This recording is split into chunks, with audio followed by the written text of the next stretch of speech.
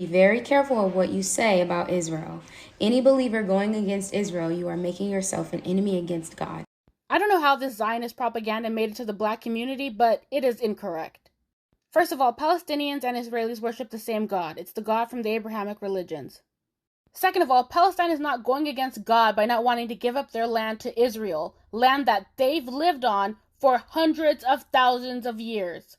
If the US and the European nations are so for Israel, they should give them land from Europe or land from the United States to live on. They should let them make a country there, not on Palestine.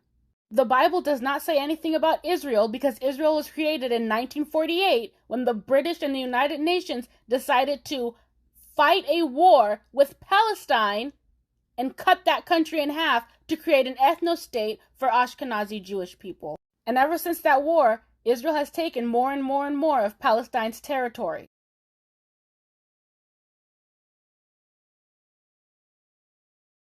Absolutely no historic record of an Arab people who called themselves the Palestinians, let alone a Palestinian Arab entity whose capital city was Jerusalem. Palestine then was not a nation or even a state. It was an area of the Ottoman Empire ruled from Constantinople, also known as the province of southern Syria. Yes, it is true that the majority of Western Palestine's sparse population was ethnically Arab, many of whose ancestors originally came here with the Islamic occupation that began in the 7th century AD. But the historic fact is that the territory known as Palestine has never, since the name Palestine was first applied by the Romans, been an Arab nation or designated to be an Arab nation. In other words, historically, an Arab nation known as Palestine never existed.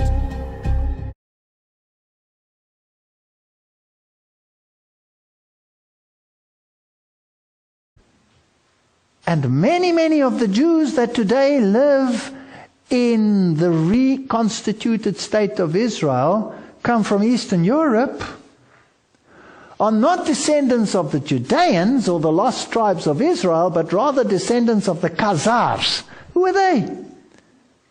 They were a nation most people do not even know of. He writes, the so-called self-styled Jews in Eastern Europe in modern history cannot legitimately point to a single ancient ancestor who ever set even a foot on the soil of Palestine in the era of Bible history. Research also revealed that the so-called or self-styled Jews in Eastern Europe were never Semites, are not Semites, now, nor can they ever be regarded as Semites at any future time by any stretch of the imagination. What secret, mysterious power has been able for countless generations to keep the origin and the history of the Khazars and the Khazar kingdom out of the history textbooks?